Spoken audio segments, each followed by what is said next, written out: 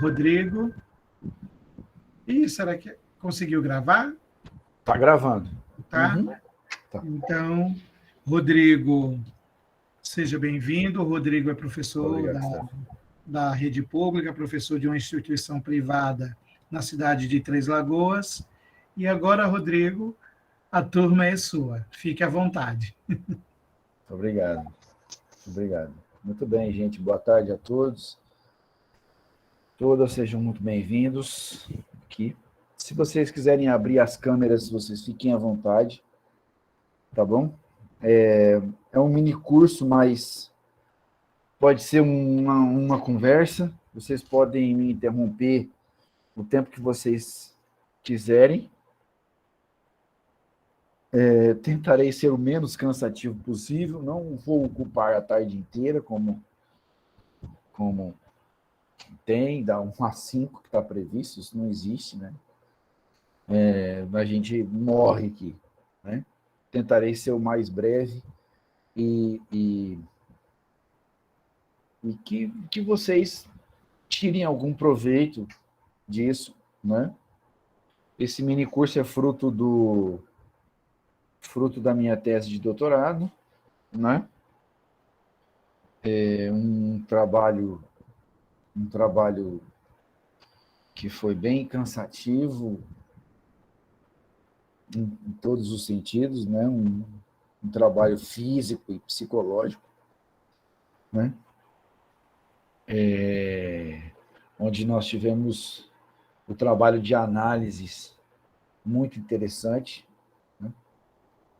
Cansativo, mas interessante, né? Como eu falei para a Fabiane hoje cedo no debate dela, um trabalho que enquanto a gente está fazendo, a gente está cansativo, mas que ao final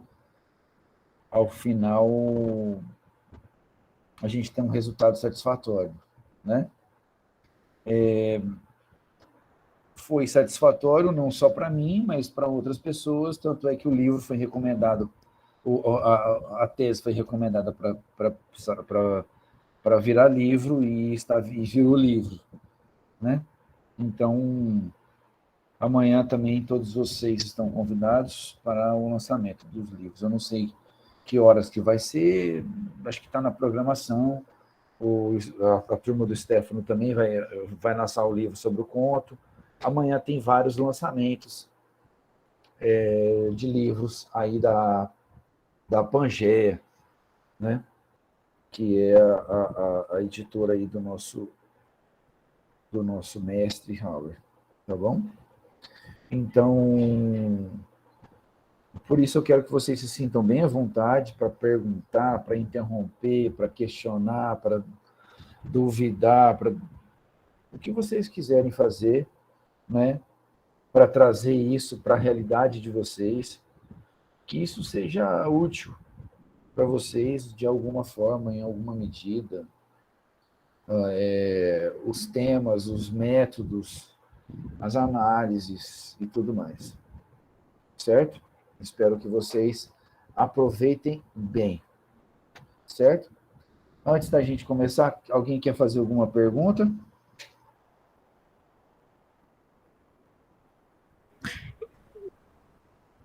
Pode falar, Yasmin?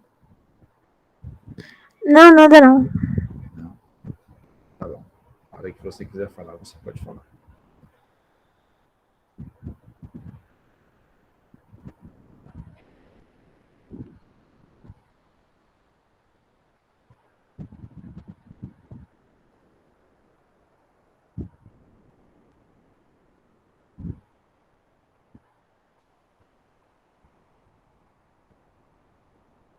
Então, está aí.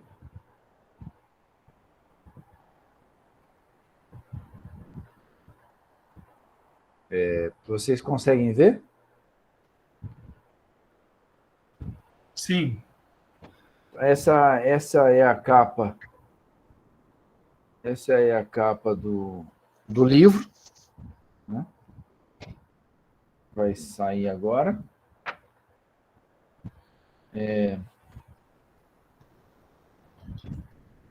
Então, esse foi o trabalho que nós fizemos. Então, a face pública de Narciso.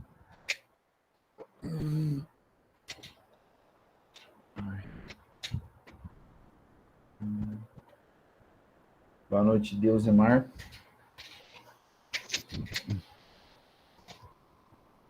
Assim fica bom para vocês lerem?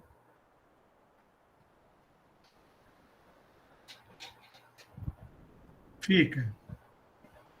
Porque aí eu consigo ficar aqui e lá. Beleza. Ótimo. A arte poética e as entrevistas de escritores, vida e obra de Luiz Vilela. Eu coloquei aqui um trecho do Entre Amigos, do Luiz Vilela. Você leu o Entre Amigos, Stefano? Não, do Vilela, eu li o Graça. Sim. E alguns contos que envolvem homoerotismo. Ah, sim.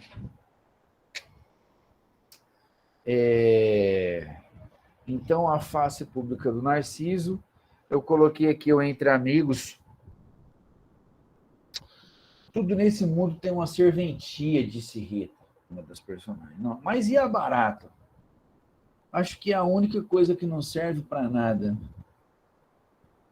Feito certas pessoas, disse Ezequiel.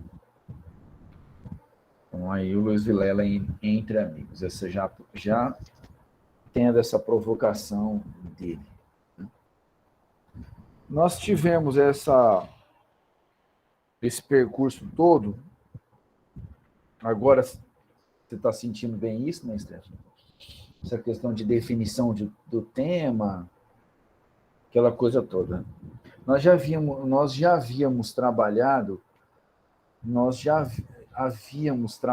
com o Luiz Vilela no mestrado. E resolvemos continuar com o Luiz Vilela no doutorado, né? Isso é muito normal, né? Tivemos inúmeras conversas para que foi e voltou, temas que foram descartados, temas que voltaram. Eu também comecei a fazer uma coisa e depois a gente teve que mudar, até chegarmos no que a gente queria. Aí, no tema da tese, né? E sempre me instigou as entrevistas do Luiz Vilela, né? E eu sempre quis entender e fazer essa relação. Bom, todo mundo que estuda o Luiz Vilela inevitavelmente faz essa ponte entre o biográfico e o ficcional, né? A obra dele é entranhada pelo autobiográfico, né? Então, a gente fica... Até que muitas no começo da carreira dele, ele dizia que não, que era ficção, que era uma coisa, que a vida era outra. Mas por meio das entrevistas que ele foi dando, a gente foi achando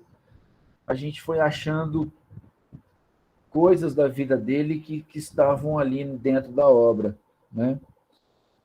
Não só da vida, mas de leitura e de procedimentos narrativos.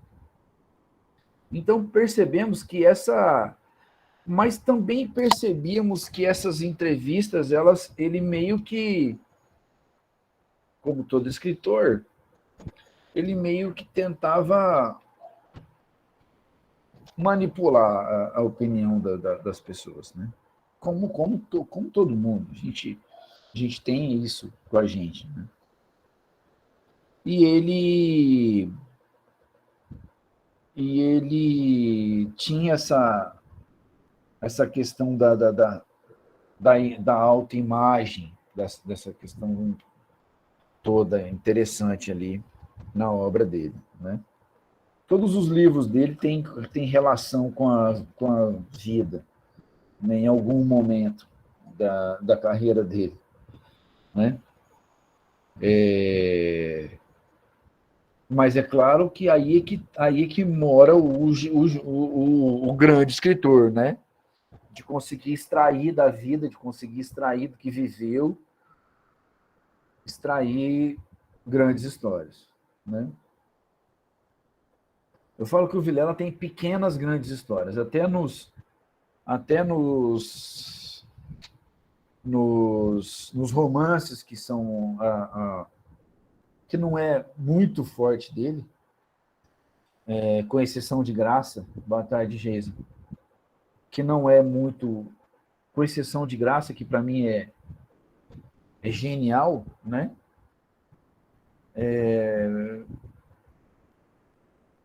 O romance é bom, mas não tanto quanto os contos.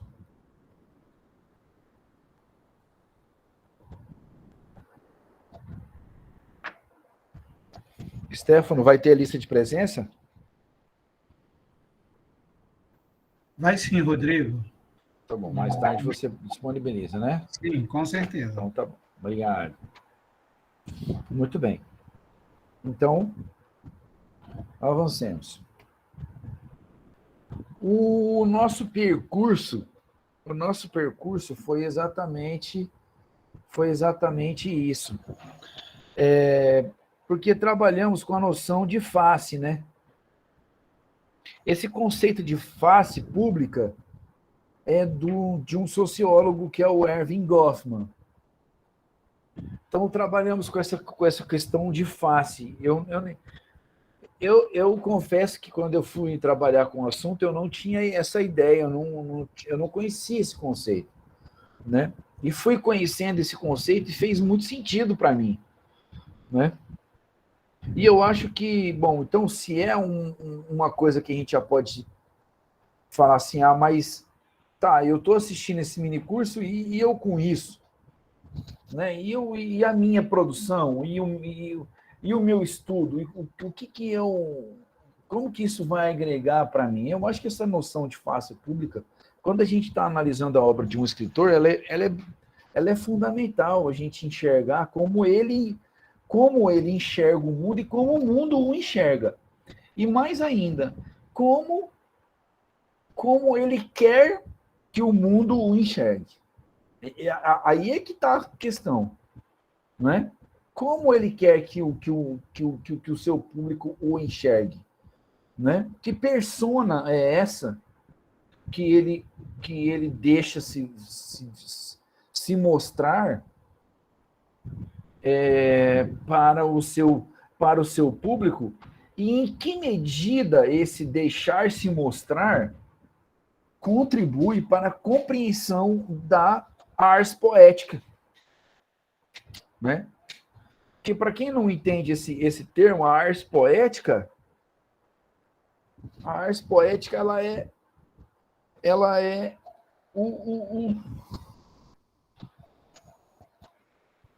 ela é o que se faz, como se faz, não é?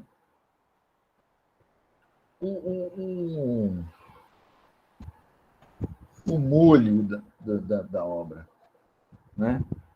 A carpintaria do que se faz e de como se faz.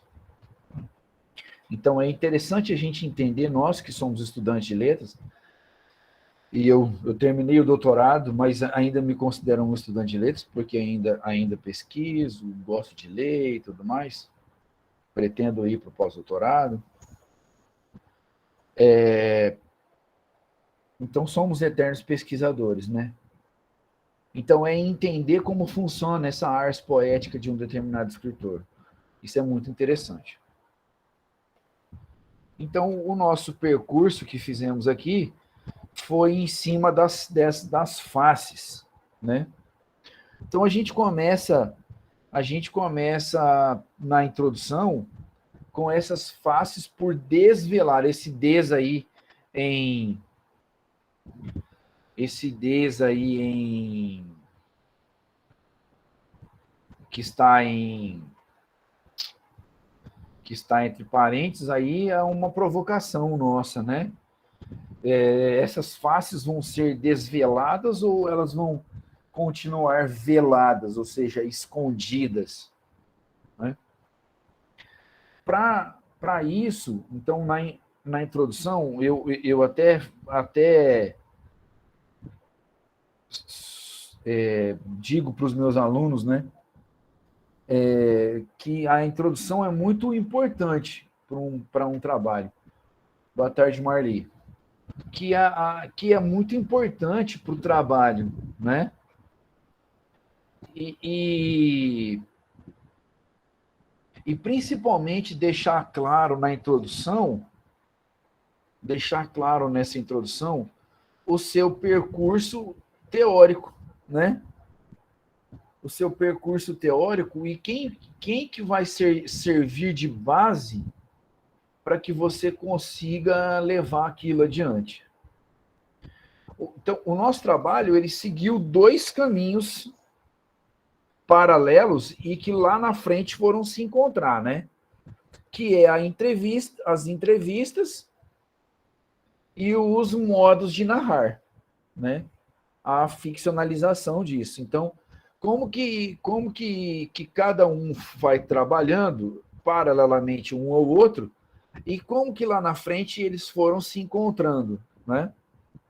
Eles foram se imbricando ali e de que jeito que a teoria vai nos mostrando isso. Nós partimos de 2 escritores interessantes, que é o Ezra Pound, o poeta,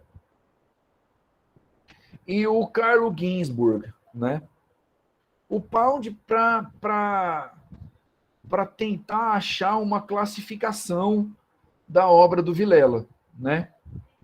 Porque o Pound, naquele livro Tradição e Talento Individual, aliás, fica aí a dica, excelente livro, excelente. No Tradição e Talento Individual, o Pound, ele vai fazer uma categorização dos escritores, né? Onde ele vai colocar lá o inventor de moda, o reprodutor, o belelétre, o gênio, o mestre, aquela questão toda, né? E ele vai diferenciar duas categorias de escritores que nós achamos que, a nosso ver, o Vilela se enquadra, né? Que é o belelétre, que é aquele que aprendeu um modo de fazer com outros escritores e foi naquela toada, né? E nós temos o mestre, né? Que é aquele que aprendeu, mas que se reinventou, que criou novas formas de trabalhar, né? Então, a nossa primeira tese é de que o Vilela, no conto, ele é mestre, né? No conto, ele inventou um jeito, né? Ali nós vemos ali toda a influência dos grandes contistas, nós vemos no Vilela, né? O Poe, o Chekhov, o Joyce, né? O Hemingway, o Flaubert, né? O Maupassant. Nós conseguimos enxergar todo mundo ali. Todo mundo parece que meio que está ali rodeando a cabeça dele. Mas ele meio que olhou para todo mundo isso e falou, tá bom, eu vou pegar o que é bom de cada um e vou fazer o meu jeito, né? Então ele conseguiu pegar o que todo mundo estava trabalhando e conseguiu ir além, né? Na novela e no romance, ele é um belelétre, né? Que é aquele que aprendeu bem fazer, né? Tem esse domínio, mas que não foi além, que não inovou nessa questão, né? É corajoso você dizer isso, principalmente nessa altura do campeonato. Mas fomos aí em cima disso, né? Assim como o Vilela, essas categorizações podem ser levadas a qualquer tipo de escritor, né? É algo que você consegue levar e são categorias bem interessantes. Até para pegar essas categorias e renovar essas categorias, eu acho que é uma lacuna aí, né? Para renovar, igual a Fabiane no doutorado dela tá mostrando novos jeitos de analisar narrativas, né? Muito interessante o trabalho também. No Ginsburg, nós trabalhamos essa questão do método indiciário, né? Nós já vamos falar mais deles, né? Que é aquele de recolher pistas, de ir no detalhe, não de olhar para o todo, mas sim para os pequenos detalhes de uma narrativa, para que, juntando esses pequenos detalhes, a gente consiga enxergar algo maior, né? O método indiciário do Ginsburg também é excelente. Nós, então, isso para a introdução. Nós, na face obscena, que é o nosso primeiro capítulo, justamente esse obscena, né? Tem essa brincadeira com a palavra cena, de estar lá, né? De se mostrar, né? É onde o escritor se mostra, né? Onde nós vamos trabalhar os conceitos de autobiografia e os conceitos de entrevista, né? Até para ressignificar, né, esses conceitos de entrevista e esses conceitos de autobiografia, né? Já que nos propomos a trabalhar com a entrevista, e precisávamos ter um jeito de analisar essas entrevistas, né? Que o Vilela concedeu na mídia, né? E entendermos um pouco mais quais são os conceitos de autobiografia, de autoficção, que é outra coisa interessante que tá muito na moda aí também, né? O pessoal tem buscado muito essas categorias, né? E principalmente com dois autores interessantes, que é o Lejeune e o Dubrovsky, né? O Lejeune trabalhando com a questão da autobiografia e o Dubrovsky com a questão da autoficção, né? Então, é bem interessante a gente analisar essas questões. Então, esses dois primeiros, boa tarde, Eline. A face obscena e a face narrada são dois capítulos teóricos, a face narcísica e a face ficcionalizada, a parte das análises, né? Na face narrada, vamos buscar aí novos modos de narrar, buscando desde os primórdios dos modos de narrar. É um capítulo muito interessante, porque trata dessas categorias do narrador, né? Que a gente aprende lá com a nossa querida Kelsilene, que ensina isso de uma maneira que eu nunca vi alguém ensinar igual, né? Finalmente chuva em Três Lagoas. Finalmente.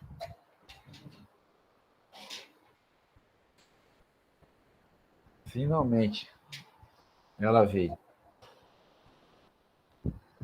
Tá chovendo aí, Stephanie, Campo Grande? Agora está parado, mas acho que daqui a pouco Começa. chove, porque tá nublado, está chovendo desde ontem. Sim, aqui em Três Lagoas, agora que começou. Muito bem. Então trazer esses modos de narrar e principalmente algumas categorias interessantes que é, sobretudo, essa questão do autor implícito e do arquinarrador, né? Que são modos de narrar que a gente percebe muito forte na ars poética do Vilela, né? E fomos trabalhar com uma questão que é a estilística do romance do Bakhtin, né? Que eu confesso para vocês que foi um desafio enorme para mim. Mas li bastante, mas quando entendi, ele é fantástico. Isso abre portas para análises incríveis, né? Assim como a semiótica grimasiana, que também é um desafio à parte, mas quando se consegue entender, você se encanta e se envolve com aquilo, né? A estilística do romance também é bem interessante e nos ajudou muito, nos esclareceu muitas coisas. Na face narcísica e na ficcionalizada, a gente parte para as análises, né? Trazendo essa teoria toda de novo. Na face narcísica, nós vamos trabalhar com essas representações do eu, do Erving Goffman,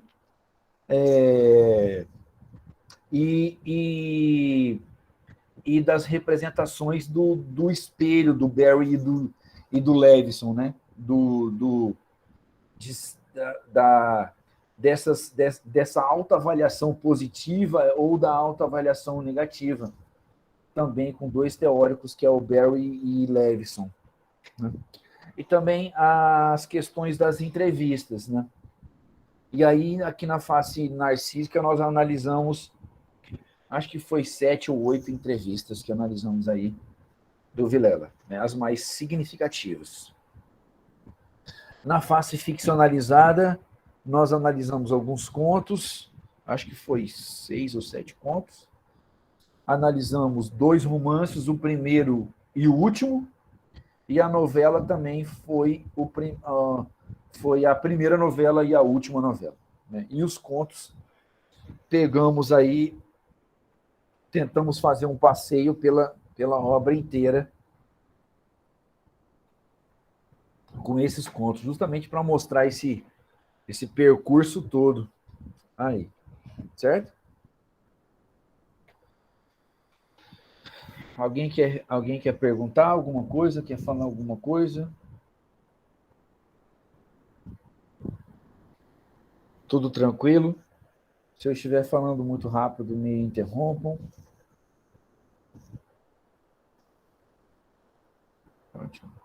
Eu costumo brincar com os meus alunos assim: se entendeu, diz amém.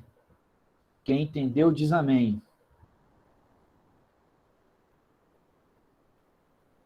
Quem não entendeu, misericórdia.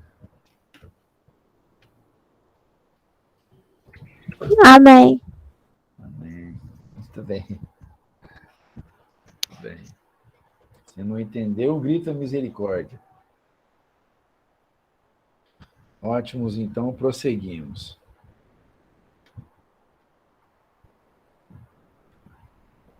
Então, aqui as faces por desvelar, né? E aí eu coloquei aqui um trecho do Filho de Machado de Assis, né? Que foi o último livro publicado pelo Vilela, né?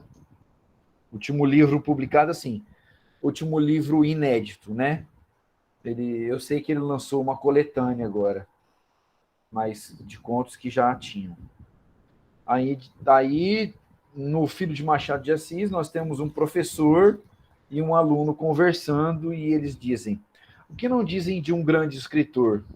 O que não dizem? Ainda mais de um escritor que já morreu e não está mais aqui para se defender. Isso é mesmo, eu disse, o senhor tem razão. Mas se ele estivesse aqui e se defendesse, poderíamos estar certos de que ele estaria dizendo a verdade? Então, olha aí, essa é a face, né? A gente consegue enxergar, isso foi o Vilela que disse. Nisso ele já está dando essas piscadinhas para nós, né? Para mostrarmos aí, ó. E aí, será que está dizendo a verdade mesmo ou não?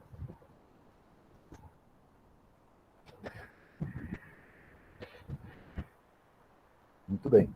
Então aqui, como eu estava falando para vocês, do Ezra Pound, no livro ABC da Literatura, no ensaio Tradição e Talento Individual, né? Ele classifica os escritores em inventores, mestres, diluidores, bons escritores sem qualidades salientes, belelétres e lançadores de moda. E para nós, a nosso ver, esse belelétre é aquele que aprende bem, faz bem, mas segue aquela toada, né? Como é o Luiz Vilela nos romances e nas novelas, né? Aprendeu a fazer bem, né? Tem a vantagem de ter um bom domínio do diálogo, aliás, um excelente domínio do diálogo, mas não trouxe nada de novo. O inventor é aquele que só traz algo de novo, mas ele não consegue ir para frente. Já o mestre é aquele que aprende, mas ele vai além, ele entrega algo além do que já fizeram, né? Ele mostra exatamente esse percurso de tradição e talento individual. Então, nós percebemos, principalmente nos contos, que o Vilela consegue. A gente vê a tradição contística toda na obra dele, mas que ele consegue avançar ainda em muitos, em muitos, em muitos temas.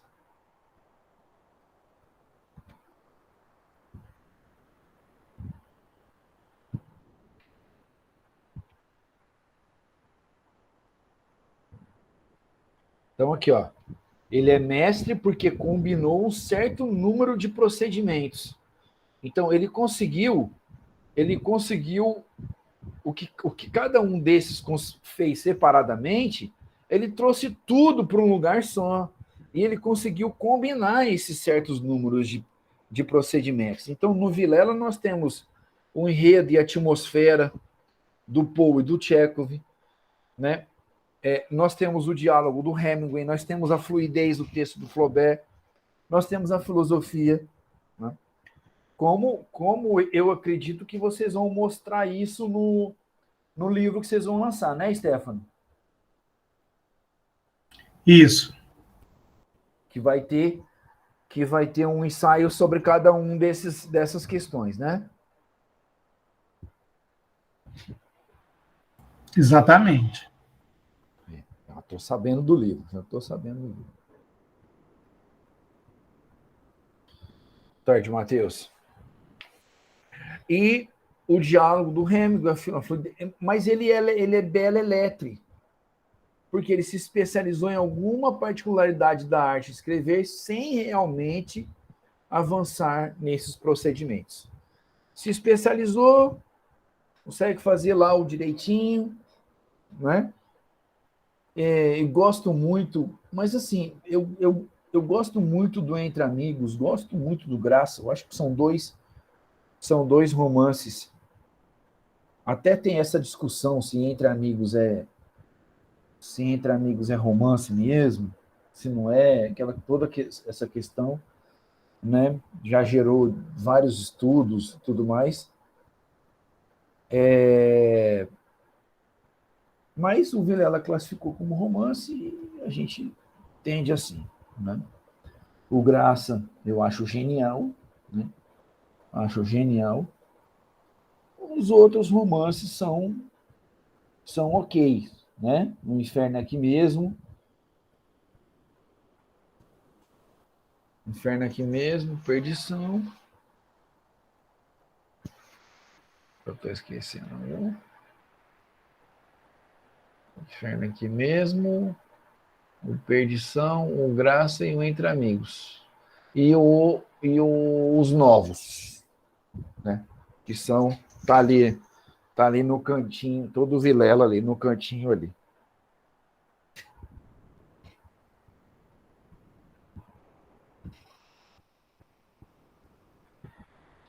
Então, como que a gente faz, como que a gente percebe essa ponte entre a arte poética e a face pública, né?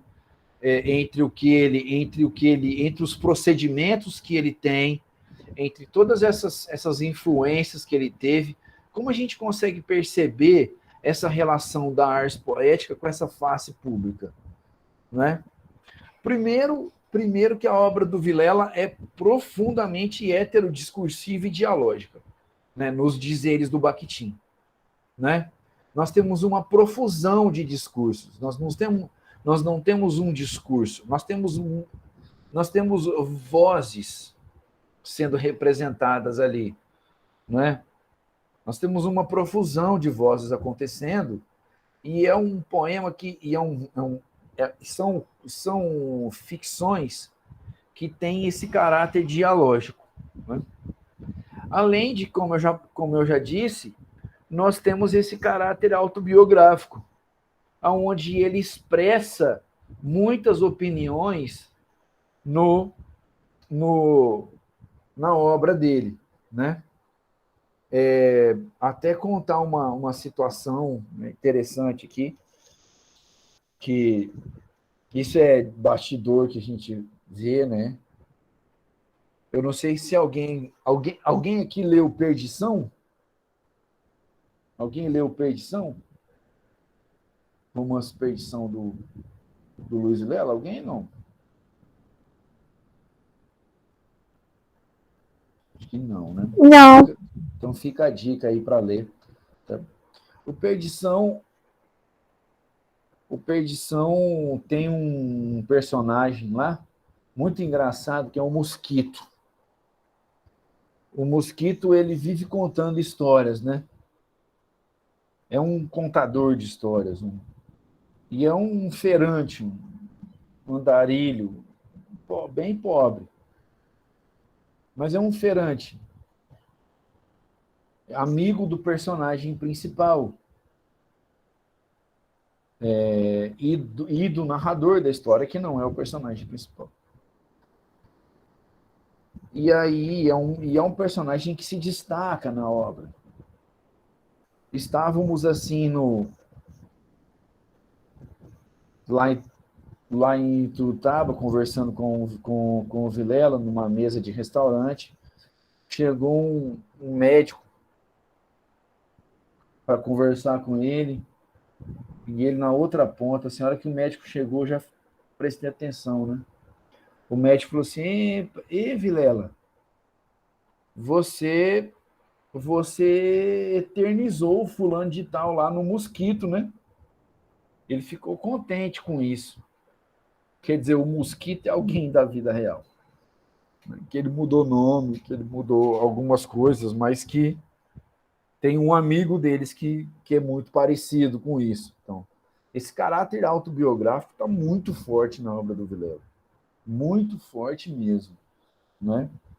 A questão da infância, da filosofia, do trabalho em São Paulo, como repórter, né? A vida no interior, né? Morando numa cidade pacata do interior, né? A questão da busca da identidade, né? Está muito presente nisso. A questão da religião, da sexualidade, que está muito presente aí na obra do Vilela. Essa formação do escritor, também é muito interessante a gente perceber isso no Vilela, né? Nós vemos ao longo da sua obra, a gente vê um intelectual sendo formado, né?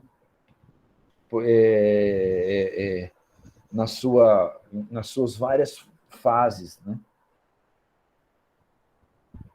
E aí a gente consegue perceber esses elementos e a gente consegue entender como que funciona essa face pública desse escritor. Fizemos isso por meio de análise das entrevistas e de alguns aspectos da sua arte poética, que é essa problemática do narrador e das instâncias narrativas. Isso é muito forte. O narrador e as instâncias narrativas em Vilela é muito diferente do que a gente costuma ver em narrativos comuns, né? O Vilela gosta de brincar com o narrador, né? A gente fala que ele gosta muito de brincar com esses jeitos de narrar, com esses modos de narrar. É muito interessante percebermos isso na obra do Vilela. Aqui nós temos o Ginsburg, então, né, com esse método indiciário. Já falamos do Pound, né? Agora o Carlos Ginsburg, fica aí a dica para vocês, né, desse ensaio Sinais Raízes de um Paradigma Indiciário, onde o Ginsburg diz que devemos examinar os pormenores, mesmo aqueles que a gente não dá nada para eles, né? Esses mais negligenciáveis e menos influenciados, né? E ele diferencia esse paradigma indiciário em dois momentos, né? Nos princípios e nos procedimentos, né? Então, isso é muito interessante, principalmente nesses procedimentos, nessa microanálise, né? nessa interpretação do texto teórico, do texto narrativo, aliás, dessa microanálise, percebendo os pequenos detalhes importam e muito, nós vamos ver nas análises aí, um estudo minucioso e exaustivo do material pesquisado. É o que pretendíamos ter feito. Boa tarde, Luciana.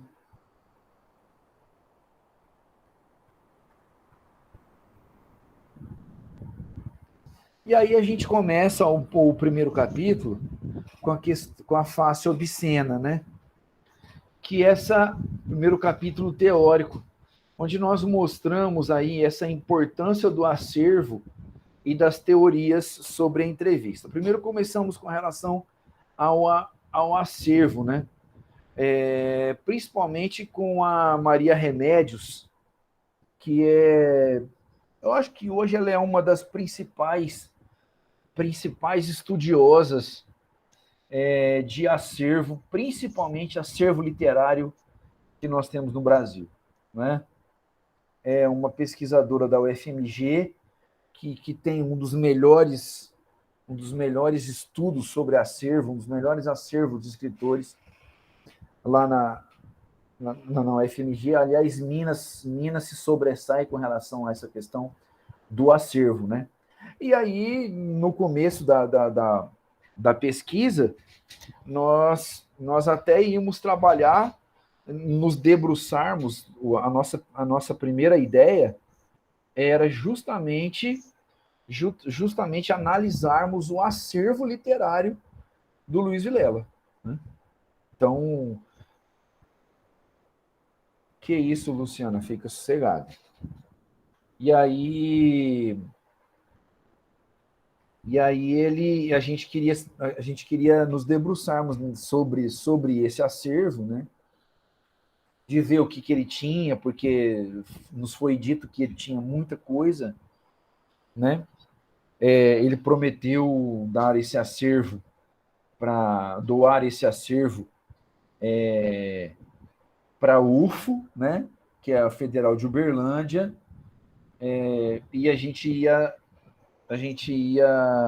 ter acesso a esse acervo dele. Então, de início, a tese era para trabalharmos sobre a questão do acervo, mas acabou, no fim, ele mudando de ideia e não disponibilizou o acervo. Até hoje, eu acho que ele não disponibilizou o acervo dele, né? E aí fomos ver essa importância do acervo. Algumas coisas ele forneceu, outras tantas não, né? Mas acabamos, por fim, querendo deixar essa questão da importância do acervo, principalmente no registro das entrevistas, né? E aí a segunda parte desse trabalho, desse capítulo, é justamente mostrar essas características da entrevista, os tipos, como essas entrevistas se classificam, né? E eu acabei me deparando nessa pesquisa, eu acabei me deparando com esse livro, né? Que é A Arte da Entrevista, uma antologia de 1823 até os nossos dias, do jornalista Fábio Altman. O Fábio, ele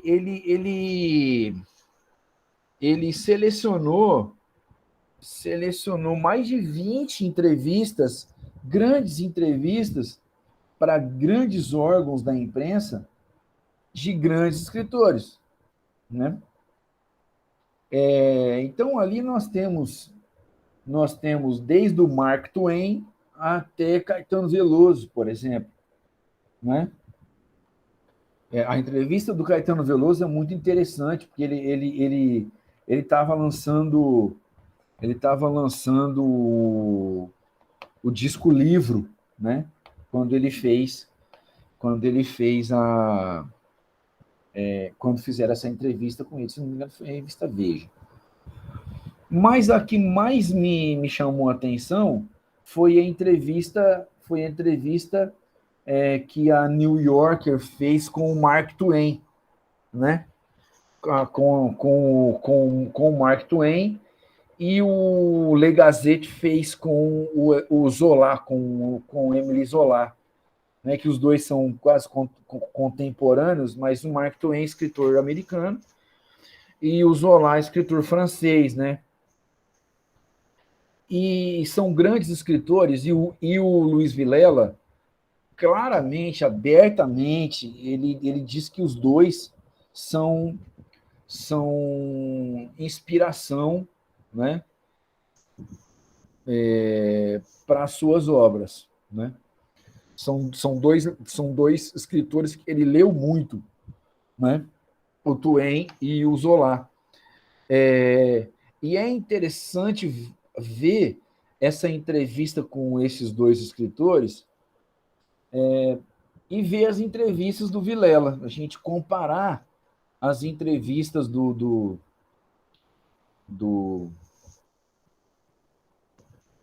Twain e do Zola e comparar com as entrevistas do Luiz Vilela. Os procedimentos, os tipos de resposta são muito parecidos.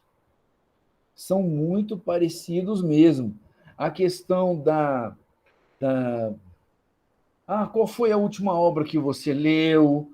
Você lê os contemporâneos, né? Como começam, como você tem a ideia para um livro, como lidar com as críticas negativas, né? Como você escreve diálogo.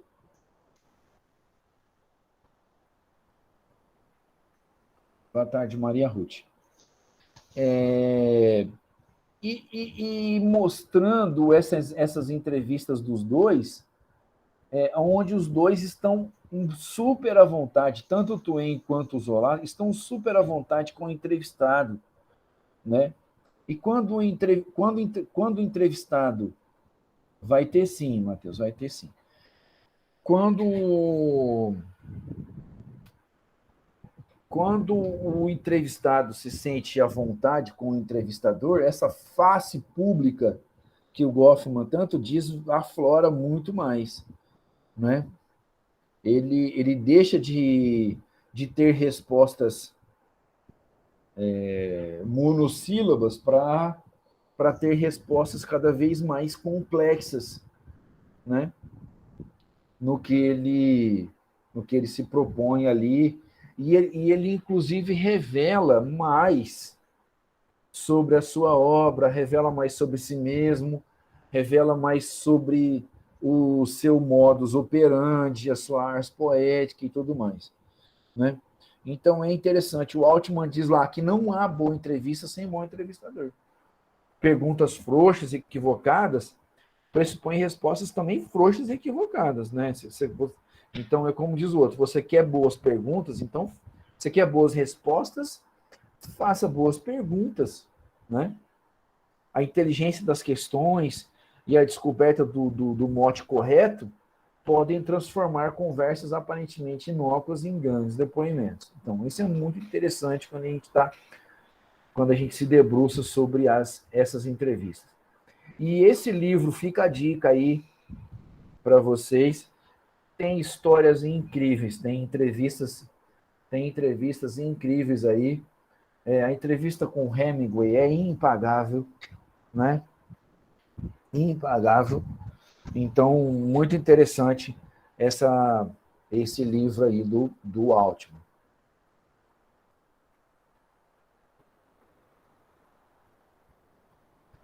Beleza?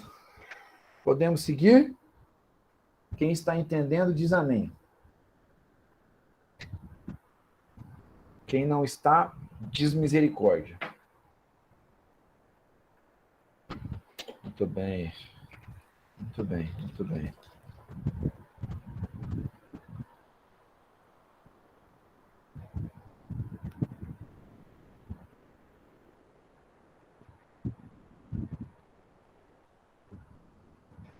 Aí a gente chega na face narrada, né?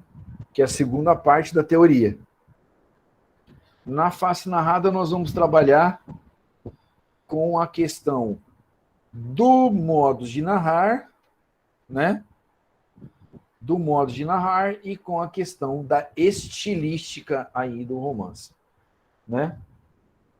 Então, que é um capítulo muito interessante, me deu um trabalho para fazer, mas que é um capítulo que dá para usar para fazer análise de outras coisas, né?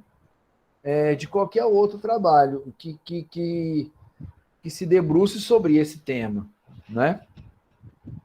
Ali nós vamos ver os diversos modos de narrar que o Vilela utiliza, mas que tem duas categorias que nós conseguimos perceber bem, que é esse arquinarrador ou o autor implícito, né? Aqui tem gente que põe junto, tem gente que põe separado.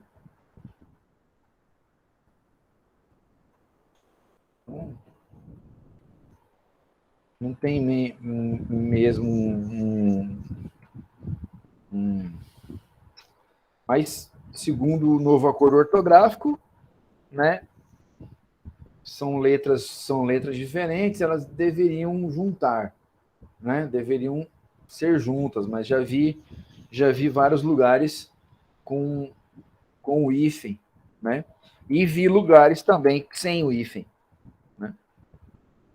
Então, aqui nós temos aí para o Ismael Sintra, que foi o que cunhou esse termo do arquinarrador, né? Ele nunca se mostra na ficção, né? Mas ele vai se mostrar por uma série de índices. Então, mais uma vez, justifica esse modo de analisar do Carlos Ginzburg. Então, quer dizer, olha como as coisas se casam, interessante, porque nós conseguimos perceber o arquinarrador pelos detalhes, por índices que vão mostrando a sua figura ao longo do texto, né? E só o método indiciário que a gente consegue que dar conta, né? De perceber essas pistas. Então, o arquinarrador é aquele que vai deixando pistas ao longo da trama para fazermos perceber a presença dele. E se não tivermos uma leitura atenta, não percebemos essa leitura, né? Ele meio que ele é o organizador da narração, né? Aquele que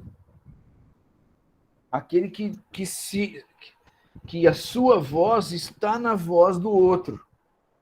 E aí o que vai justificar o caráter dialógico mostrado pelo Bakhtin. Olha como as correntes se entrelaçam, né? Nós vemos aí, precisamos mostrar essa face pública ficcionalizada, né? Essa ficção se mostrando pública. Para isso, utilizaremos as pistas, os índices e tudo mais, e que o narrador, que a forma como Vilela escolhe para organizar o seu texto, por meio de um narrador, de uma instância maior, de um narrador maior que organiza esses outros narradores, né? Que também é muito interessante. E aí isso mostra esse caráter dialógico e heterodiscursivo. Porque nós temos uma profusão de várias vozes, mas nós precisamos de alguém que organize essas vozes, né? Que inclusive diga para o leitor que essa voz tem mais importância do que a outra voz, né? De que essa voz tem mais relevância na história do que a outra voz, né? Então ele vai mostrando tudo isso com esse modo de narrar. Nós conseguimos encontrar essa face pública do Vilela ali, porque é o jeito que ele também se mostra nas entrevistas, né? Então, o arquinarrador, ele está ali, onipresente, onisciente, ele sabe tudo, ele está presente em tudo, mesmo numa narração em primeira pessoa. Esse narrador impessoal aqui, ele dá essa ilusão de realidade. Fica parecendo que nada tem do autor ali, né? O autor se esconde, mas, na verdade, o autor está o tempo todo ali. Ele está o tempo todo ali, e aí parece que não tem juízo de valor, parece que não tem uma organização aparente, mas que esse narrador ali está o tempo todo presente. No Entre Amigos é muito interessante a gente perceber o Entre Amigos, um romance que vários amigos se reúnem, o romance se passa em uma única noite, né? Vários amigos se reúnem para um bate-papo em casa, para tomar uma cervejinha, comer uma calabresa. Alguns deles, isso numa cidade do interior, alguns deles moram na capital, né? Isso já mostra esse retorno à cidade pequena. A questão da universidade, tem muitos professores universitários. Vilela vai dando uma questão, parece que tem meio que uma birra com professores universitários, né? E ali essas pessoas, elas começam a conversar. E o narrador ele se mostra ele se mostra apenas pelos verbos dicende, né? Ele disse, ele falou, ele olhou, ele virou, ele argumentou. Então, quer dizer, o narrador vai fazendo isso. Tem vezes que o Vilela não faz nem isso, né? Tem contos que ele não faz nem isso. Por exemplo, no conto Catástrofe do livro A Cabeça, nós temos aí a conversa entre um marido e mulher que não tem nem o verbo dicende. Mas nós temos uma organização. Nós temos um motivo por um falar mais que o outro, por um falar primeiro, por outro falar depois. Né? Então, nós temos um narrador organizando esse discurso. Né? A professora Eunice até gosta de um outro termo, que é o do narrador editor, né? Que é aquele que organiza e que edita outras narrações, outros narradores, né? Que é muito interessante. Então, três teóricos muito interessantes para se alguém de vocês quiser trabalhar com narração, que é o Ismael Sintra, o Wolfgang Kaiser e o Oscar Taka, né? São três grandes teóricos. O Ismael Sintra aí, brasileiro, se eu não me engano, o Taka, não sei se ele é mexicano ou italiano, eu acho que ele é mexicano. E o Kaiser, que é alemão, né? Então são três estudiosos da narrativa, né? Quem pretender aí trabalhar com narrativa tem que passar por esses três nomes, infelizmente. Felizmente não, ou felizmente. Né? E aí a gente chega na segunda parte desse capítulo, que é justamente essa questão da estilística do romance, né? Que nós temos no livro A Teoria do Romance 1, a estilística, onde o Bakhtin vai mostrar os três grandes aspectos que podemos perceber no romance. O romance ele é pluriestilístico, então um romance ele não tem um estilo só, né? O romance ele trabalha com vários estilos, inclusive tem romances que trabalham com gêneros textuais diferentes dentro do mesmo romance, né? Eu não sei se vocês conhecem, tem um livro de uma escritora americana chamada Jennifer Egan, que é um livro chamado A Visita Cruel do Tempo. Tem um capítulo dentro do livro dela que são slides de PowerPoint. Ela conta uma história por meio de slides de PowerPoint. Então, só para mostrar o quanto que o Bakhtin estava certo, né? Dizendo aí que o romance segue vários estilos, né? Os romances do Vilela, todos eles seguem um estilo diferente. O romance também é heterodiscursivo, né? Porque nós temos ali uma voz que organiza, mas nós temos pessoas que contam histórias, principalmente nas histórias do Luiz Vilela. Os personagens do Luiz Vilela são personagens narradores. Eles tomam o lugar do narrador, né? Como nós vamos ver lá para frente, os personagens eles estão contando histórias o tempo todo, não é? E nós temos esse heterovocal, ou seja,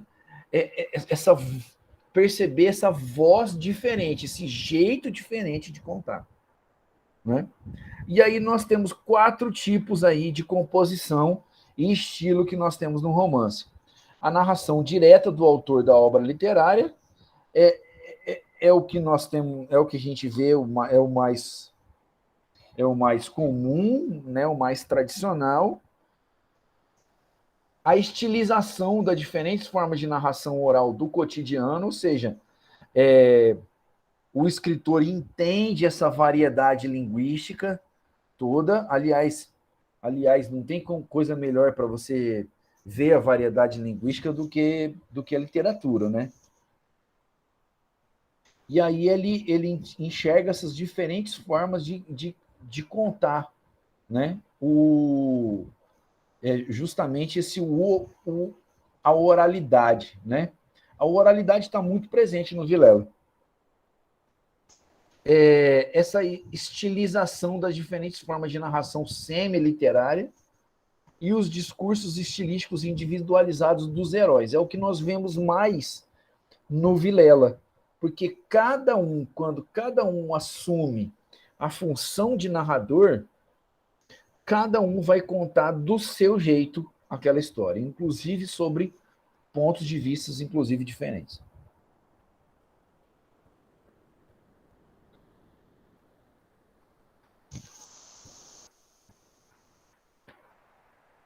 Boa tarde, Júlia. Isso porque o Vilela não trabalha com dois tipos de narração que ficou muito conhecido no começo do século XX, né? Que é a questão do fluxo de consciência, essa questão toda, né? Ele usa pouco, quando usa.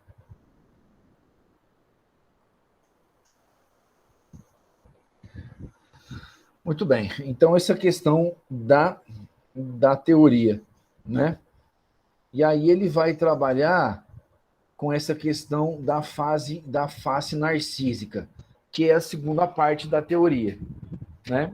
Onde ele vai trabalhar essa questão da representação do eu, né? E aí o Vilela, numa entrevista, inclusive foi uma entrevista aqui em Três Lagoas, ele diz assim, todos os personagens, se alguém perguntasse, eu diria, todos os personagens são eu. Não só os personagens, as descrições, os bichos, tudo sou eu. Quer dizer, olha aí, tudo sou eu. Bem narcísico.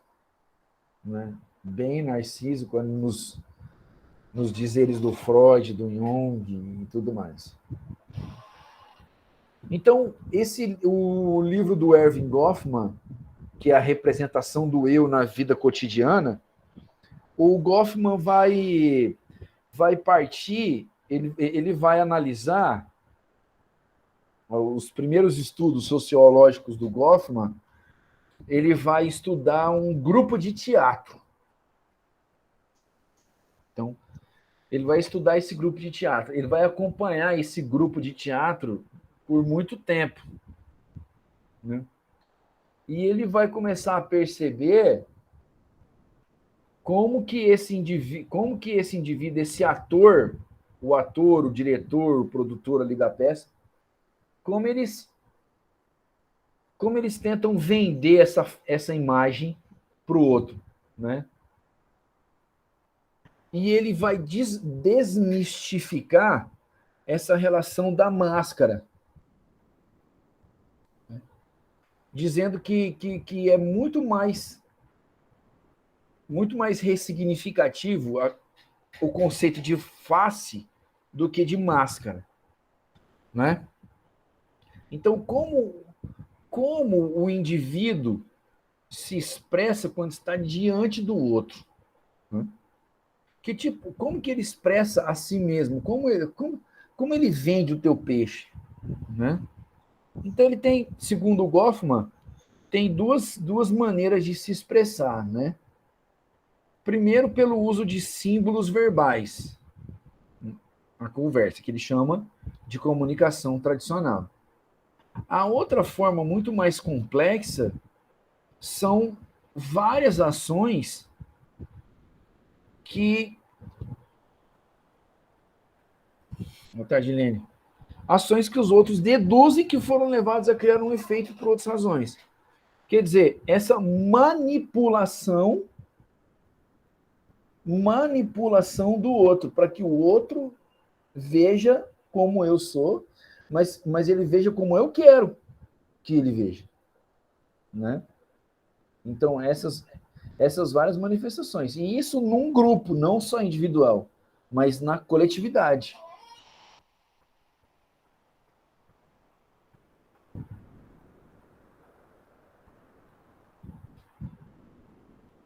E aí essa questão das faces, né? Ele diz que são racionalizações e jogos de informação.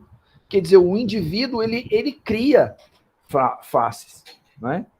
Face que encobre, que descobre, que revela o falso, revela o verdadeiro, né? Que depois o Barry e o Levinson vai tratar como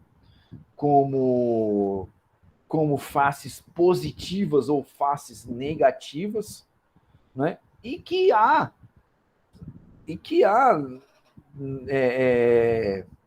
essa questão da manipulação, né? Até mesmo para se autodescobrir. Segundo Goffman, o indivíduo terá de agir de tal modo que, com e sem intenção, expresse a si mesmo e os outros, por sua vez, terão de ser, de algum modo, impressionados por ele. Quanto mais intenção o indivíduo tem nessa manipulação do outro, mais o outro será impressionado por ele. Segundo o Goffman. E é isso que nós vamos ver nas entrevistas do Vilela. A face pública se revela ali. E aí, falando da entrevista, né? Da gente falar um pouquinho das entrevistas, né? Eu gosto muito dessa frase do Kundera, onde ele diz: maldito seja o escritor que permitiu pela primeira vez que um jornalista reproduzisse livremente suas opiniões. E isso é uma resposta numa entrevista, ó, mais irônico ainda. Ele começou o processo que só poderá levar o escritor ao desaparecimento, aquele que é responsável por cada uma de suas palavras. Ou seja, o escritor sai de cena para dar lugar ao homem, para dar lugar ao ser humano,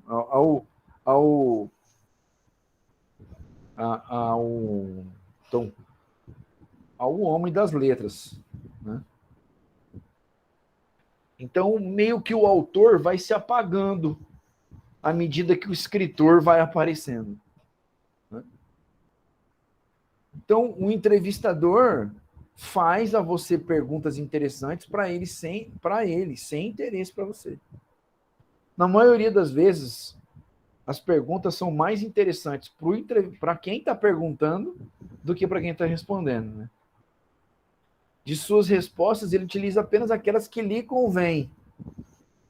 Por isso que as melhores entrevistas são aquelas que são reproduzidas na íntegra, né?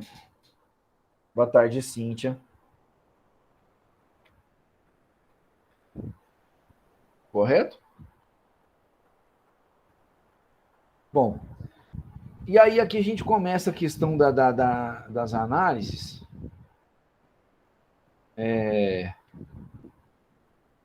Então, todas elas, sejam em maior ou menor grau, possuem esse aspecto dialógico, né? E heterodiscursivo que a gente vê nas ficções do Vilela. Em muitas entrevistas, na maioria das entrevistas, parece um personagem do Vilela falando, né? Como os personagens gostam de falar, o Vilela, se você der trela, ele vai falar, né? A não ser que seja uma entrevista em que as perguntas o Vilela já está cansado de responder e ele vai se irritando com aquilo. Então, aqui eu selecionei quatro entrevistas significativas. Eu analiso 7, mas aqui eu coloquei 4 para vocês, que não necessariamente na ordem, mas a primeira aí, a de julho de 2002, o Vilela estava lançando o livro A Cabeça, né? Que foi, inclusive, o segundo livro. Eu comecei a conhecer o Vilela pelo Inferno Aqui Mesmo, que é um romance dele. Mas que eu gostei mesmo, que comecei e falei assim, esse cara aqui eu acho que eu vou estudar. Foi com o livro A Cabeça, né? Que eu acho um livro de contos assim genial. E nessa época, em 2002, ele estava lançando o livro à cabeça, né? E ele vai dar uma entrevista para o jornal Rascunho, um jornal que tem até hoje, né?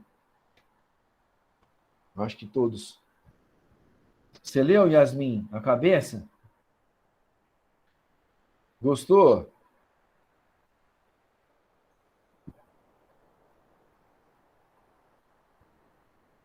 Gostou, né?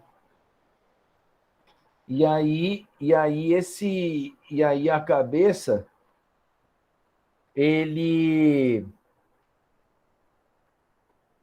ele vai ele vai dar entrevista para o Miguel Sanches Neto no jornal Rascunho. É uma entrevista. Boa tarde, Thaís. É uma entrevista que eu diria assim, uma conversa de compadres. Porque o Miguel Sanches Neto já era muito amigo do Luiz Vilela. Então são perguntas que vão deixar o Luiz Vilela à vontade, né? Teoricamente vão deixar o Luiz Vilela à vontade, mas que é uma entrevista que, assim, muito nos dizeres do nosso, do nosso mestre Howard, cabotinho, né? Aonde tanto Miguel faz perguntas para enaltecer as qualidades do texto, como o Vilela entra na dança do Miguel e também se autoelogia, né? Aí a figura do Narciso fica muito forte nessa entrevista, né? Porque já foi um livro que, quando aconteceu a entrevista, já era um livro que já tinha uma fortuna crítica muito interessante e de 90% de críticas positivas para o livro, né? Eu diria 100%. Eu não li uma crítica. Eu não li uma crítica que falasse mal do livro. O livro é bom mesmo.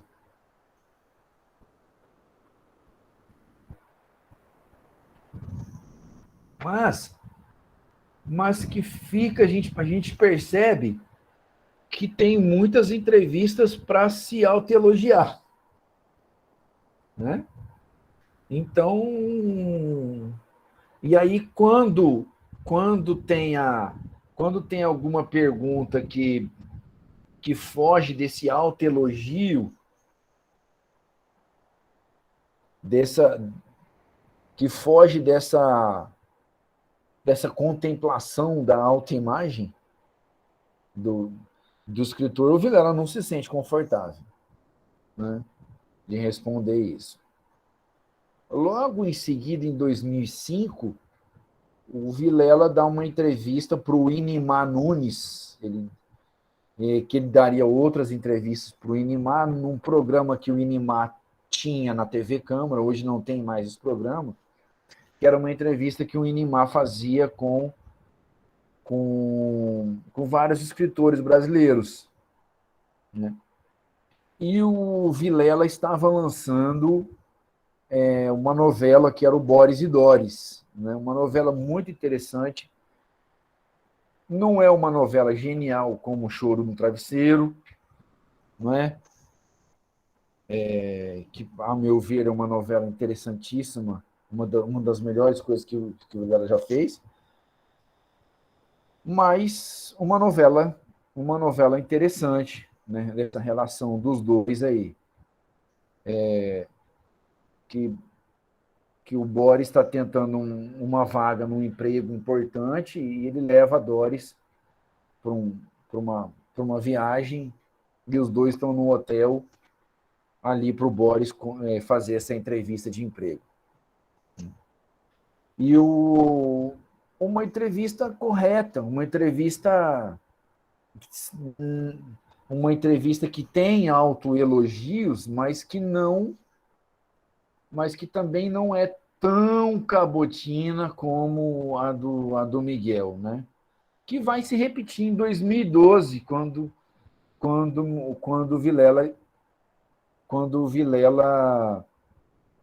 publica Perdição, né? Que foi o último romance.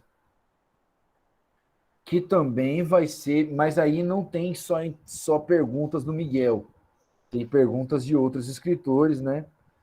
Que é um programa que o Jornal Cândido tem, que chama Um Escritor na Biblioteca, né?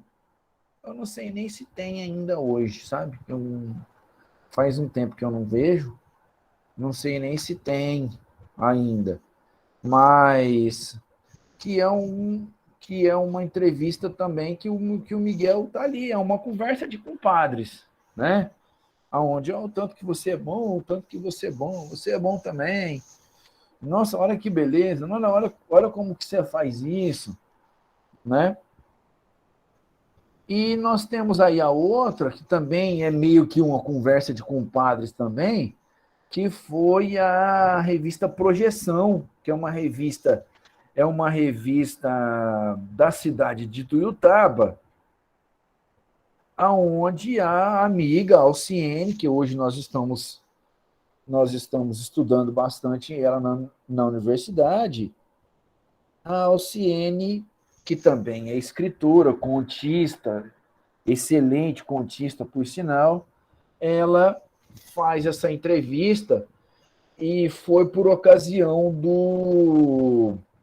de um dos primeiros seminários do, do, do Luiz Vilela, onde o nosso grupo, né, onde o grupo estava começando, o GPLV, antes era Grupo de Pesquisa Luiz Vilela, e depois nós mudamos para Grupo de Pesquisa Literatura e Vida, porque tinham outros interesses além do Luiz Vilela, óbvio, né? A gente sentiu essa necessidade. Não, sem problema, Matheus. Não, ainda não tem a lista de presença, tá? Provavelmente no finalzinho da nossa conversa, tá? Então, são 4 entrevistas assim bacanas que a gente consegue ver bem principalmente essa autopromoção, essa autoimagem. Mas além disso, nós conseguimos ver esse heterodiscurso, onde o Vilela intercala o presente com conversas do passado, com causos do passado, né? Agora, aqui eu separei uma outra entrevista, que foi a entrevista feita em 2003. O Vilela tinha lançado A Cabeça em 2002, e foi o livro que mais rendeu entrevistas, né? Foi o lançamento de livro que mais rendeu entrevistas para o Luiz Vilela. E aqui na UFMS, nós tivemos o segundo seminário de estudos da linguagem, promovido pela pós-graduação. Ainda não, Maria Ruth, não saiu. Tá? E aí, esse segundo seminário de estudos da linguagem, organizado pelos professores aqui da pós-graduação, inclusive muitos nossos conhecidos, né? Alguns professores já aposentados, o professor Salles, o professor Delon, né? Convidou o professor Zamboni, também da Unesp, e o professor Zamboni convidou o Luiz Vilela para vir bater um papo aqui. E realmente uma entrevista que mais é um bate-papo do que uma entrevista propriamente dita, né? Ao meu ver, a entrevista mais completa. É a entrevista que transcrita maior. Na maioria das vezes, as respostas do Luiz Vilela não ultrapassam 2 linhas, 3 linhas de transcrição, né? Onde a gente vai transcrever essas linhas quando já não foi publicado em jornal, como é o caso do jornal Rascunho, né? Então, nessa entrevista, como foi uma entrevista oral, ela depois a gente transcreveu, foi transcrita isso, né? A gente não, o pessoal do Congresso transcreveu essa entrevista, e uma entrevista que eu acho que durou mais de 2 horas, né? Esse bate-papo, onde tanto entrevistadores, que foi muita gente que fez perguntas, quanto entrevistado, Luiz Vilela, se sentiu à vontade. Né? A maioria do público estava lá era de graduação, então o Vilela gostou muito disso, né?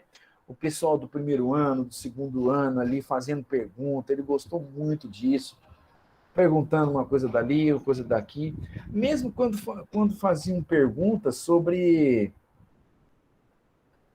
coisas que ele já tinha respondido muitas vezes, né? Opa, Marcos, tudo bem? Aí, obrigado pela presença. E Marcos, a gente não pode te vender barato não, viu? Já quero aqui, de antemão, interromper aqui o mini curso para dar os parabéns para o Marcos e para a Natália, fazendo esse trabalho excepcional no Congresso. Né? Vocês estão de parabéns aí na organização, nesse cuidado com as palestras, com as entrevistas, com os mini cursos. Aí eu quero agradecer bastante, viu, Marcos? Tamo junto. A gente não pode te vender barato, não. Muito obrigado, Rodrigo. Muito obrigado mesmo pela sua participação, pela sua presença. Estamos aí. Qualquer coisa é só avisar para a gente. Com certeza. Obrigado. E aí, continuando aqui falando do nosso Vilela, né, Marcos? Tem muita gente que não quer nem ouvir falar dele mais, né? Que a gente enjoou, né? De tanto estudar, de tanto estar em cima ali, né? Eu venho lá você ainda foi do doutorado, mas eu venho do mestrado, né? Trabalhando com o Vilela aí 8 anos, né? Então é um relacionamento de longa data. Então, nessa entrevista que o Vilela deu aqui em junho de 2003, com a presença do professor Zamboni, que tinha feito uma outra entrevista com ele, e que ia publicar essa entrevista, uma longa entrevista, mas que até hoje não saiu. Essa entrevista disse que ia publicar, até hoje não saiu. Né?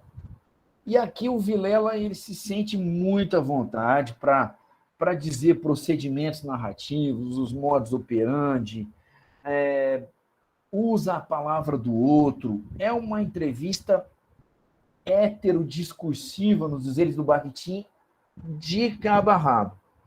Né?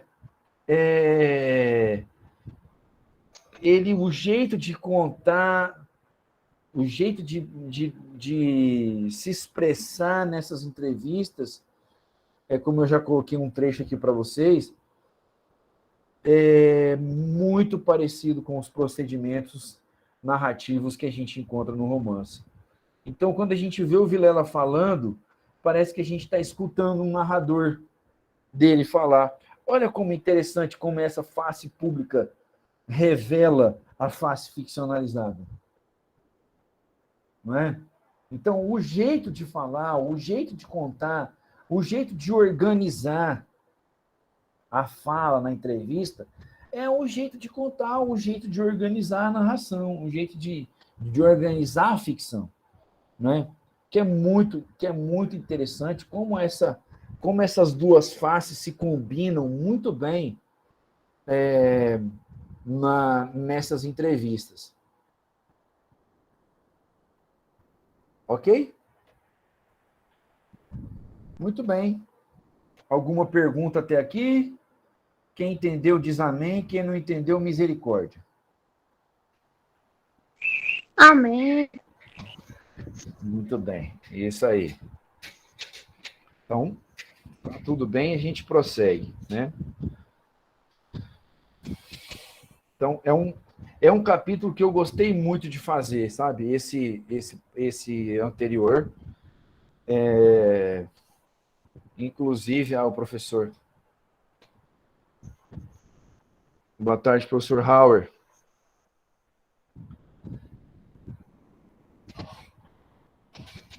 Então, eu estava falando aqui do capítulo das entrevistas, né? E falando dessa entrevista do Vilela aqui em 2003, né? Com a presença do professor Zamboni, que eu acho que de todas as entrevistas analisadas aí, e analisamos bastante entrevistas, foi a entrevista assim que a gente conseguiu extrair o máximo, né, de coisas do Vilela. E que esses procedimentos, o jeito de contar, o jeito de se mostrar, o jeito de responder as perguntas, a gente lembra muito os narradores da obra ficcionalizada, né?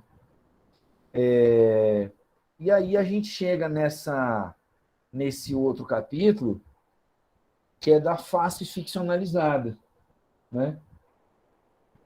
Que é justamente as análises da ficção, dos contos, dos romances e das novelas, né? E aí tem essa frase que é excepcional do Choro no Travesseiro. Algumas dessas coisas aconteceram realmente, outras não. Então, olha só que interessante a gente perceber o autobiográfico, né? As faces todas, essa ponte entre face pública e face ficcionalizada. Então, nós analisamos aqui, primeiramente, nos contos, nós analisamos o conto Tremor de Terra, do próprio livro Tremor de Terra, o conto No Bar, do livro No Bar, né, que são os dois primeiros livros do Vilela, o conto Não Quero Nem Mais Saber, que é um conto que eu gosto muito, né, do livro Fim de Tudo, o conto Mosca Morta do A Cabeça e o conto Corpus do Você Verá. Então, a gente conseguiu fazer um recorte interessante, né? Então, a gente vê a questão da identidade, né? Da busca da identidade, da perda da identidade, né? Que é muito forte aí no Vilela. Uma das grandes preocupações dele a gente vê em todos esses contos, né? A presença do bar, né? No conto No Bar e no Mosca Morta, né? Essa resistência pela palavra, esse explorar e brincar com esses diversos modos de narrar, né? De não se contentar com o mesmo jeito de narrar, de tentar se reinventar. Por isso, mestre, não belelétre, como eu já tinha mostrado para vocês ali no procedimento do Pound, né? Aqui nós vamos, e aí na novela, nós vamos trabalhar com duas novelas. A primeira, O Choro no Travesseiro, e a última, que é O Filho do Machado de Assis, né? No Choro no Travesseiro, a gente tem essa combinação de face narcísica e face melancólica, né? Muito presente as duas, né? Muito presente as duas, até com um tom nostálgico, e é um Bildung, né? Esse romance de formação, até como é que fala o termo? Eu acho que custom roman. O meu alemão é coisa de dar medo, mas é um Bildungsroman do escritor, né? Onde a gente mostra esses anos de formação, esse processo de formação de um escritor, de um artista, não necessariamente de um escritor, mas de um artista. né? Então, essas duas faces, tanto narcísica quanto nostálgica, se fundem em Choro no Travesseiro de tal maneira que aparece uma terceira face, que é essa face resignada, né? onde ele mostra muito isso nos seus textos e nas suas entrevistas. Aqui nós temos a última novela, né, justamente para fazer esse contraponto, né, onde nós temos aí essa marca do autor implícito muito forte, né, uma novela que o autor implícito está muito forte, né, até inclusive um trecho de uma entrevista que ele deu para a Alciene parece ressoar muito no que os personagens dizem e o arquinarrador combina todos esses modos de falar ali no Filho de Machado de Assis. Ele diz para Alciene, não sei, porque eu nunca tive alergia a não ser por tolos, ignorantes e mentirosos, né? Esse ressentimento todo, principalmente, e aí quando ele fala dos pesquisadores acadêmicos, se é que no futuro ainda haverá algum jovem interessado em literatura, né? Então, ele dá bem essa questão, parece o Vilela falando. E aí nós temos aí os romances. Nós vamos trabalhar com 2 romances, o primeiro e o último, né? Que é o Entre Amigos e o Perdição. O professor Howard está aí naquele anexo que ele faz na tese dele, o que foi a monografia antes, que ele faz que está no anexo, né, na obra dele, que é O Gênio e o Urubu. Aliás, vale a pena muito ler, né? Ele ressalta esse caráter do Entre Amigos, que é o fato dos personagens contarem histórias o tempo todo, né? Aliás, em quase toda a obra dele, são poucos as histórias em que os personagens não estão contando histórias. Eles sempre estão contando alguma coisa, né? Sempre estão contando alguma coisa do passado, alguma coisa que aconteceu. Então, os personagens ganham voz de narrador, né? Ganham caráter de narrador na obra do Vilela, né? Inúmeros críticos apontaram para essa questão. Quando o Vilela estava lançando Entre Amigos, ele dá uma entrevista muito interessante, que depois ele não falou em nenhuma outra, sabe? Que ele queria fazer um romance onde ele mostrasse onde ele utilizasse nesse jeito de fazer vários ângulos, esse vários ângulos sobre um determinado tema, justamente essa questão da cidade pequena que está crescendo, dessa volta da capital para o interior, né? Então ele queria fazer um romance onde ele mostrasse esses múltiplos ângulos, né? O que só vem o que a estilística do romance do Bakhtin só vem corroborar isso, né? Essa questão dos vários ângulos na obra do Luiz Vilela, que ele prometeu fazer isso na entrevista e faz no Entre Amigos, né? E aí nós temos no Perdição, que também é interessante, né? Olha só, tanto o primeiro romance quanto o último, a entrevista está ali para divulgar e para sustentar o que está dizendo ali na obra ficcional. Então, o homem público, a face pública, se mostrando na face ficcional. Nessa entrevista que o Vilela deu pro Sesc TV, que foi ao ar em 19 de junho de 2018, no programa Super Libres, do Eros Verbais, que ele dá uma entrevista para o também excelente escritor, o Toreiro, né? Ele fala assim, eu acho, de um modo geral, que o brasileiro gosta de conversar, né? E é o que ele mostra no Perdição, onde os narradores estão sempre conversando ou contando histórias, né? Então, desde o Entre Amigos, os personagens contando histórias e até o último romance. Então, é heterodiscursivo, é multivocal, né? Nos dizeres do Bakhtin, a obra do Vilela. Né? E como os personagens encaixam uma narrativa dentro da outra, né? É o contar do contar, né? Contar dentro de outro contar, né? Como o Vilela também faz nas entrevistas, né? E aí ele inclusive, eu acho que é uma coisa interessante que nas entrevistas ele conta como ele teve a ideia do Perdição, né? Que era para ser um conto sobre um dos apóstolos, né? E aí ele podia escolher, ele escolheu Pedro, né?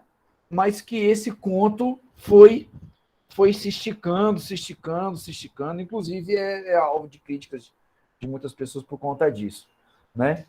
Que o conto foi se esticando até virar romance.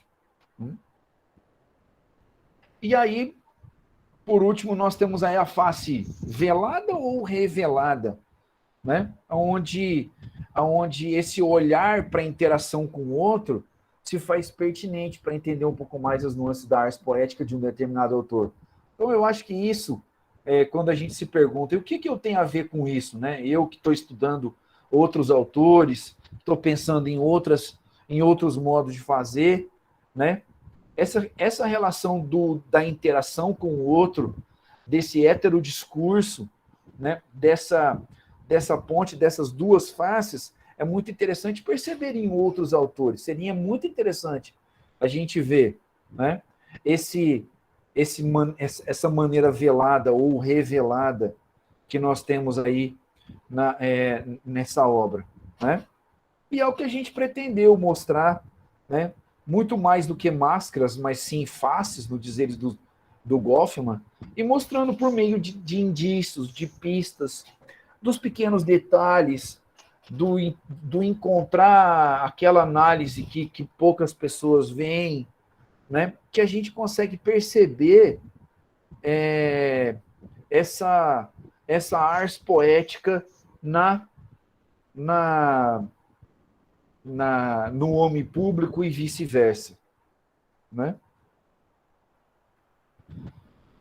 E aí, por fim, a gente conclui, né, que Vilela é o mestre do conto, beletrista nos outros gêneros, como já vimos, por vezes tímido, por vezes falastrão, muito falastrão, narcísico em muitas vezes, né, nostálgico também, né, nas suas entrevistas, nos contos, elogioso de si mesmo, muito elogioso, faz inclusive o entrevistador ser elogioso dele, né? Crítico ferrenho do academicismo, né? Mas ciente da importância de ser validado por eles, né? Critica a academia, mas gosta quando a academia o valida, né? E é nesses temas, nesses modos de narrar que ele tanto fez bem, né? Que se mostra essa face pública nesse percurso dialógico, heterodiscursivo, nessa junção, nessa ponte que ele faz entre as duas faces. Certo? Era isso. Obrigado. Acho que é isso. Fazendo um... E aí eu acho que é interessante procurar a obra, né? Acho que é uma pequena amostra. O trabalho tem quase 200 páginas. É um trabalho complicado transformar isso para falar em poucas horas. Mas acho que é isso. Obrigado. É isso, Stefano.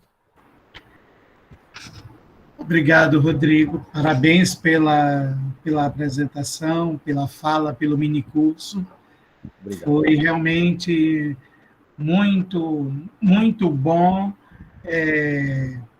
estar a par mais um pouco sobre as obras de Vilela, sobre o que ele escreve, a combinação que você traz das entrevistas, isso enriquece bastante o trabalho do pesquisador em si em literatura.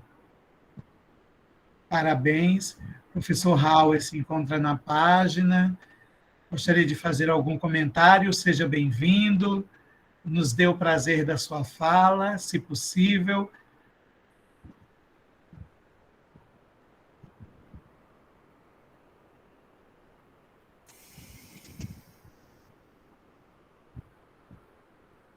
O professor Hauer está com uns problemas de oscilação na internet, não é?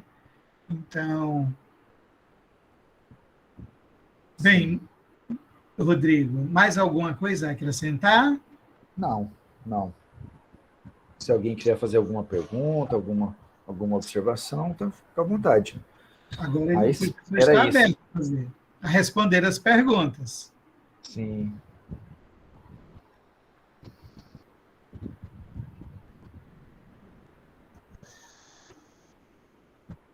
Falei aqui quase 2 horas, nem vi passar.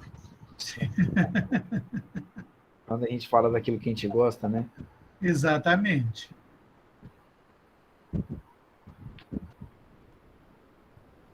Acho que é isso, Stefano.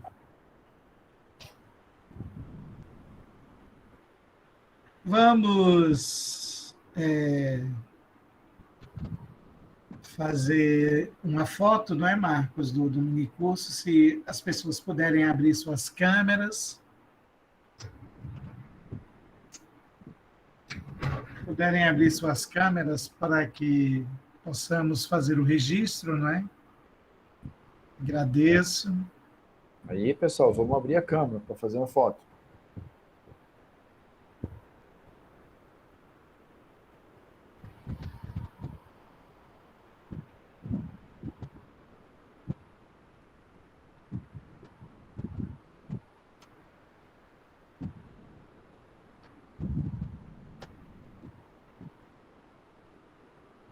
Tá. Aí, muito obrigado. Nada.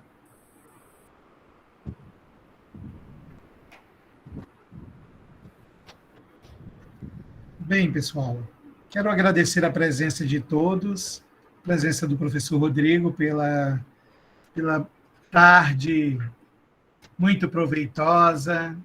Que bom. Agradecer a presença de vocês. Se alguém tiver algum questionamento, alguma pergunta, esse é o momento, o professor está aí.